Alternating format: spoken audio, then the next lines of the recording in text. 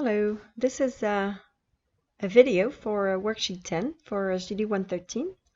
We're going to go over some of the questions that are set up for this worksheet. Due to the way the user interface is set up, I would recommend you set it up as a tall layout. That's how I have it set up. And to do this, you go under Window, Layout, and then select a tall option. You get access to the scene. Here I can refocus on the canvas. There he goes. Or I can just go into the game view to see exactly what's involved. There are 4 questions. All of them involve an input and a button to perform some action. So let's take a look at the first question. We are allowing the user to enter a number between 1 and 10. And then with the value provided, we will draw a square using the asterisk symbol. And then the number provided by the user will give us the number of rows and the number of columns for that square.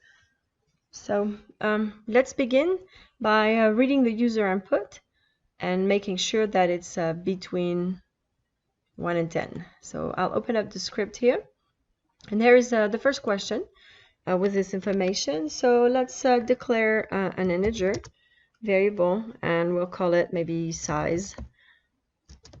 And then we're going to parse that into an integer because that will give us a numerical value.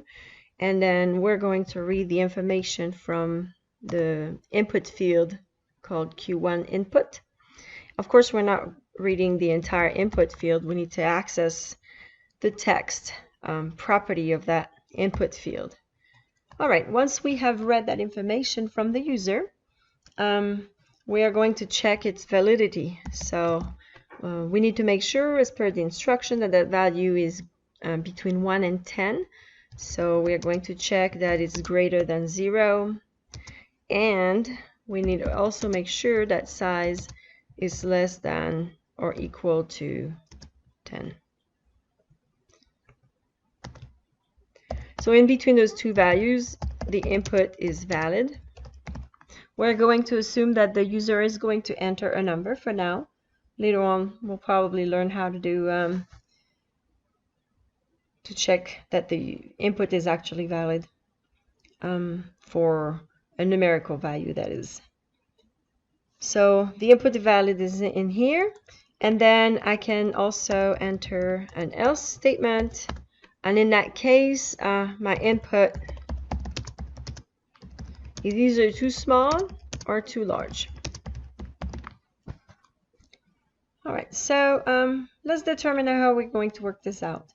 I like to set up maybe a string that will be the value of our output, the value that we need to display in the question 1 text. So let's declare a string, and I'm going to call it output and set it to the empty string. Empty string can just be set by opening and closing the quotation marks. So in the case that's pretty simple here is the case where I have incorrect information. I can just say the output is basically the number it provided is not in the correct range.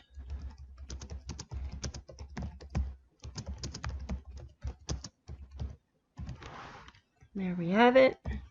So that was the easiest case. Here I need to deal with the case where my input is valid. So in that case, I need to display, let's say the value entered is 5. I'm going to need to display 5 rows and 5 columns with the star type character.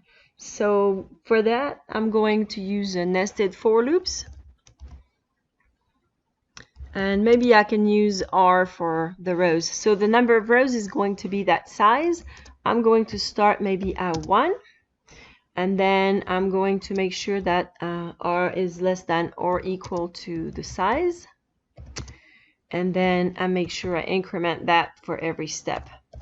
So that's going to help me establish my rows. And then for each row, I'm going to have to initialize or write for each column. So in that case, I'm going to do a nested for loop here. for the columns this time around.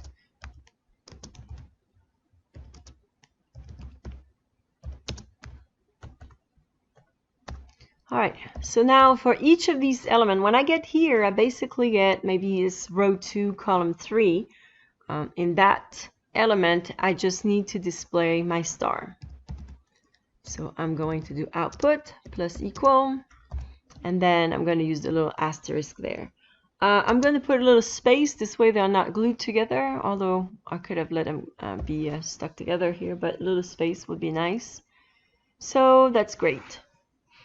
So far, I think I have I'm going to have a series of rows and columns. The problem is that what I would like is for in between each rows, I'd like to go to the next line so that I can get that square shape.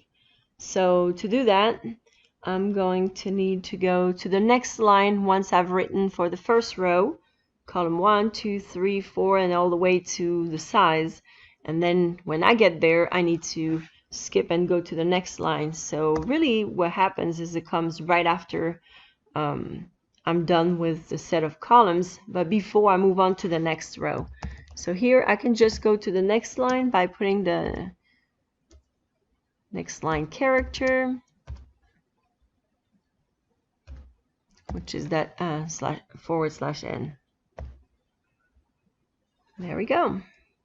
So I think every time I'll have a row, and before I move on to the next row, I'm just going and jumping to the next line. Okay, so let's try this out and see what we get for the output. Of course, we have set up a string output to have the information that we would like to display, but nowhere do I actually display that information. So let's make sure we set up the Q1 text.text to this output. Now let's make sure to save our script. And let's go back to Unity. In order to be able to see the user interface in its entirety, you can select either the standalone display there. This way the entire UI will show up without any overlapping. So let's test out question 1. And first, let's try it with a smaller number. Maybe we'll try with 3. And I can see that I get a little square with 3 rows and 3 columns as expected. So that works out nicely. Let's try a different value maybe. Let's try 15. Now in that case, I should see that my input is not valid, which is exactly what I get here. I can try a different value, maybe 8. And I can see I get 1, 2, 3, 4, 5, 6, 7, 8, and 1, 2, 3, 4, 5, 6, 7, 8. So it appears like it's working as expected. Doesn't look like a square, more like a rectangle, but we have the desired outcome there. All right, that's it for first question. Let's take a look at the second question and see what we're required to do for this one. So here we are going to count the vowels in the string that's being provided by the user. So let's begin with getting that user input from the input field, which is relatively easy. In this case, we don't need to parse that into a number because we're interested in the string. So I'm going to declare a string. Maybe I can call it input. That's a good name for it, or a decent name for it. I'm going to read the text from the input field by accessing its text property. And just to make my life easier, I'm also going to set that to lowercase. Why? Well, this way it simplifies my code. I don't have to worry if I have any uppercase and lowercase type letter. I'll take the input, set it to lower letter, and then I only need to check for lowercase a, e, I, o, u. We don't need to worry about the uppercase letters. So also, since we need to keep track of the number of vowels, maybe it would make sense to declare an integer. Name it maybe number of vowels. And we're going to set that to 0. And then after that, I kind of need to go through all of the letters in the word that has been provided and then determine if it's a vowel or not. So we can use a for loop in order to do that. And then we're going to start at position 0. I'm going to use C for character at position 0. You can use I, you can use whatever variable name you like for this. You may have seen already that there is a length property that gives us the number of letters in a string. So we are going to use that property here for our input value provided by the user. And then it's uppercase L length. So that gives us, for example, if there are 5 letters, and they will be at position 0 through 4, but the length will be 5. And that's the reason why it shows a strictly less than the length, because it's always going all the way to the length -1. And then C++ here to access that character. So what I'm going to do is I'm going to check if that current letter that I'm reading within that input, I'm going to check if it's an A, an I, an E, an O, or a U. If that's the case, I'm incrementing the number of vowels, and if it's not the case, I don't need to do anything. So that's very simple. Let's set this up. We're going to check for input, and then we use the square bracket notation, which we'll visit later on with arrays. That's the way you can access single items, single elements within your array, or here within our string we can access single characters. And I'm going to check, so the position is going to be C, and I'm going to check if it's equal to A, maybe. Now I get a red line. That means syntax error, which I kind of expected. You notice that it's complaining about one being a type character and the other one a type string. As you might remember from early on, a character should be used, a character literal should be used using single quotation marks. So I'm going to replace my double quotations mark by single quotation marks because I'm actually comparing characters. All right, so or, this is the symbol for or. You remember that hopefully from previous lessons on conditions and if statements. We're going to check if it's equal to the character E, or if the input at C is going to be equal to the character I, or you get the idea now.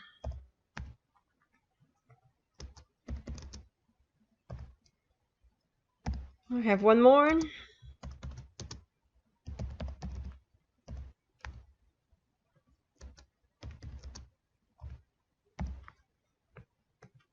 There we have it. So if it's any of these values, in that case, I need to increment the number of vowels. There we go. And that's about pretty much all that I need to do there. Of course, now I need to take the value of the number of vowels and display that in my Q2 text. So let's have your word contains, and then we're going to concatenate that with the number of vowels.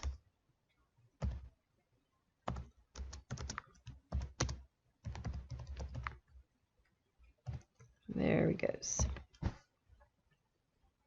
And that's about all there is required here for this. So let's save our script and test it out. Wait a minute till Unity updates the code that we just saved. Go into a question 2 and enter a term. Maybe I'll enter something as simple as hello. I'm expecting to get 2 vowels. And then this is correct.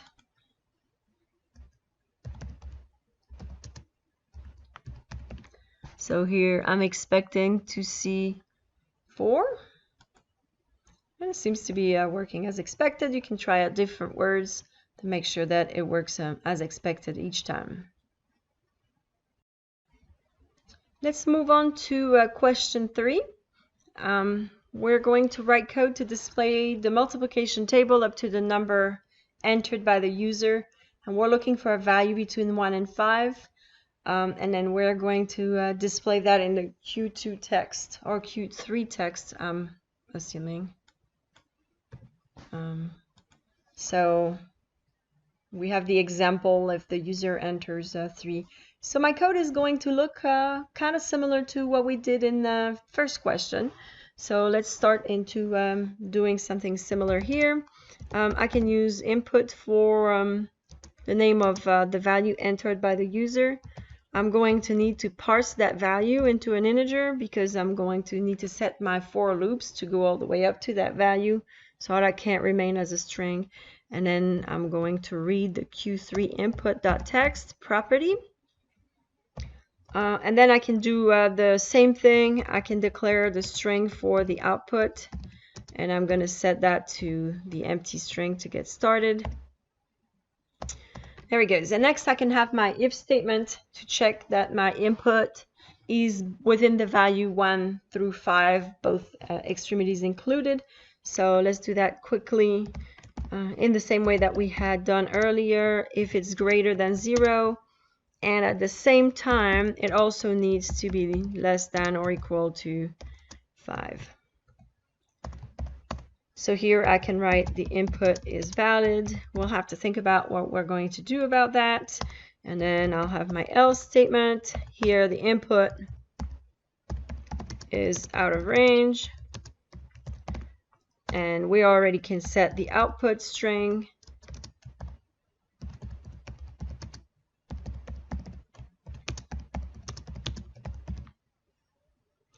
We could provide more information. Providing good feedback to the user is very important. So enter a number between 1 and 5. This way the user gets really good information on what they need to do to be able to get the code to work correctly. So we know we're going to do a system that's similar to the previous one where we have rows and columns for the case where the input is actually valid. So we can start setting up our for loops here, nested for loops, in the same way that we set them up earlier. We can start at 1 and then go all the way up to the input. So R needs to be less than or equal to the input. And then within that for loop, I'm going to need to enter my for loop for the column. And I'm within the same values here. It's going to be similar to a square.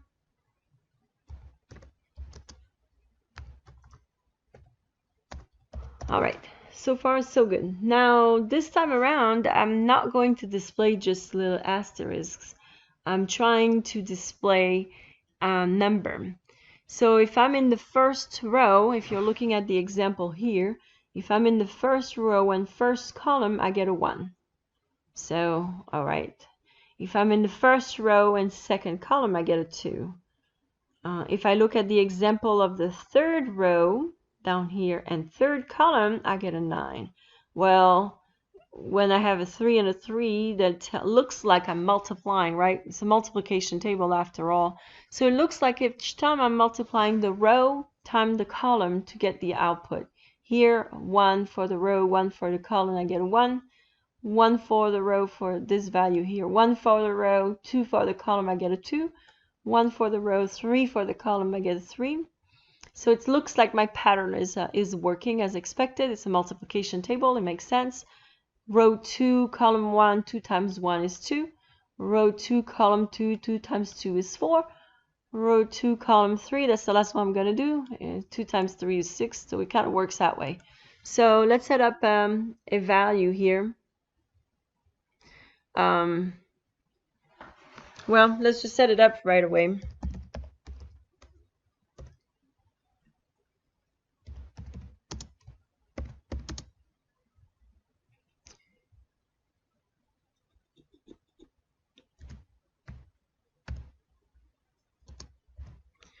Maybe I can do a space, and then we'll see what the outlook is going to be like when we're done with this.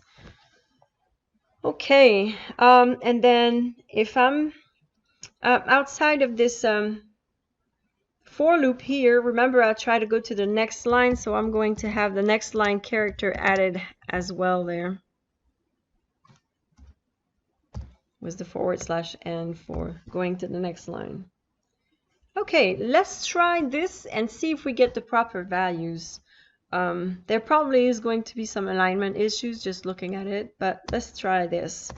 So now I need to display, of course, my output string into the Q3 text.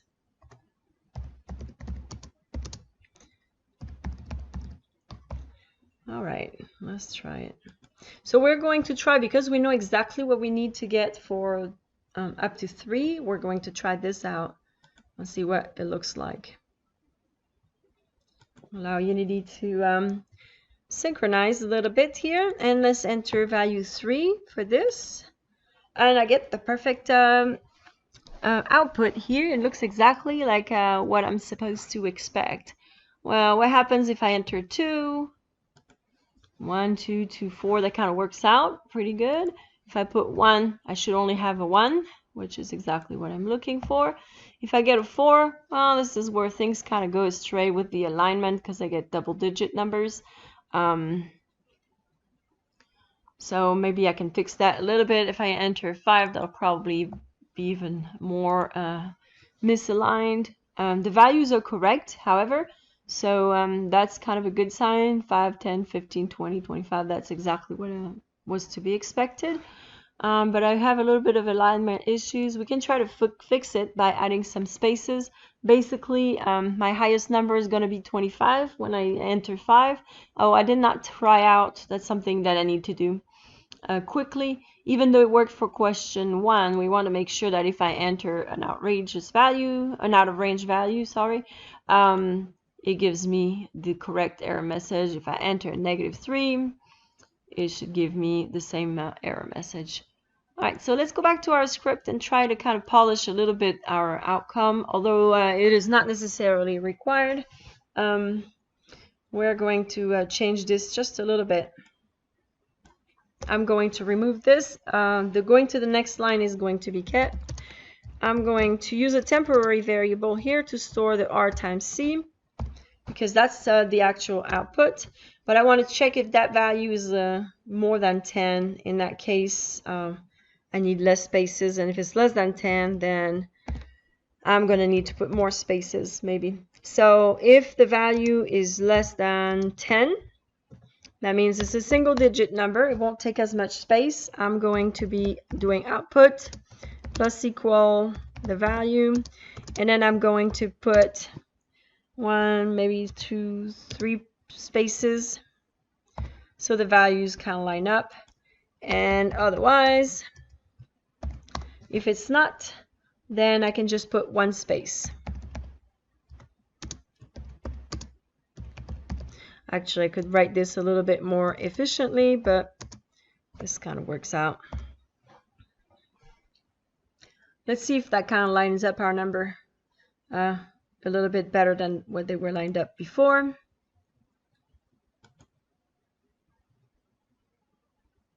If I enter 5 right away, it's not perfect, but it's better.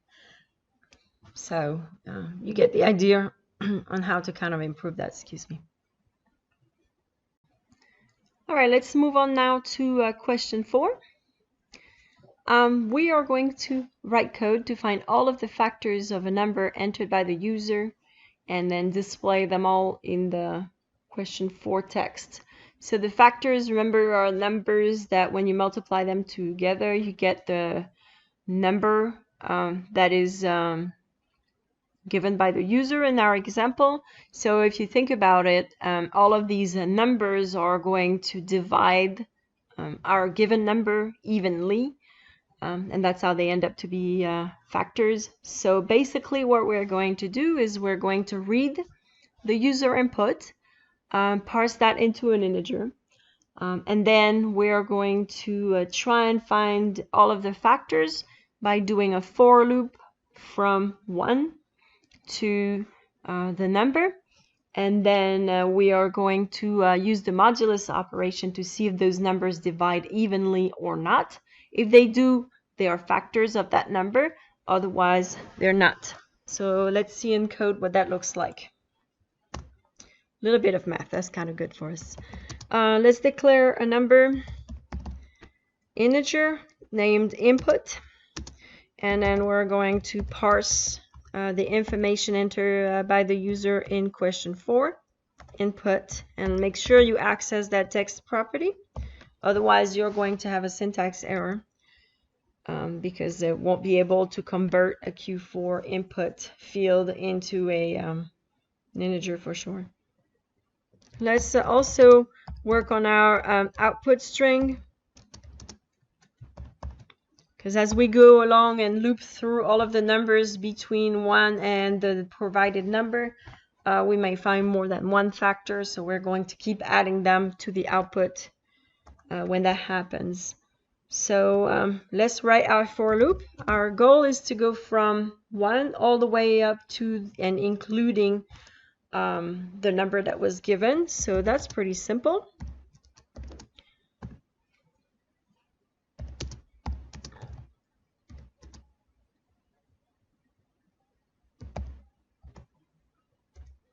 I meant to select input here. And then we increment by 1 because we need to check all of the numbers. So I mentioned that if the number can be evenly divided by the value, then it means that it's a factor. So I have a typo in here, sorry. So if input modulus I is 0, we have a factor. So in that case, I need to add it to my output. And I'm going to put I, and I'm going to put a space as well, so that I have all my numbers there. Okay, that's about all there is to this. And then at the end of running my for loop, I can just enter the information found in the Q4 text.text and set it to be the output.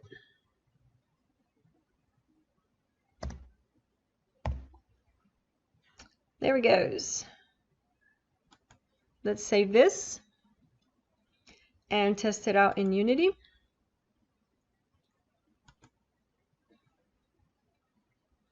So I said we enter a number.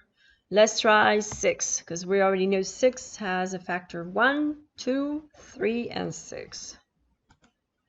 And that's exactly what we're getting. We can try 12. In that case, that'll be a little bit more. That'll be 1, 2, 3, 4, 6, and 12. There it goes. And you can test it out with multiple values there. There were no limits onto how many factors we could have. We could try 20 and see if that makes sense. Yeah, it's divisible by all these values. We don't have anything between 10 and 20, which makes sense. 5 times 4 is 20, so they're both factors. 2 times 10 is 20. 20 times 1 is 20, etc., etc. You get the idea. And this concludes our video for worksheet number 10. Thank you, and have a pleasant rest of your day.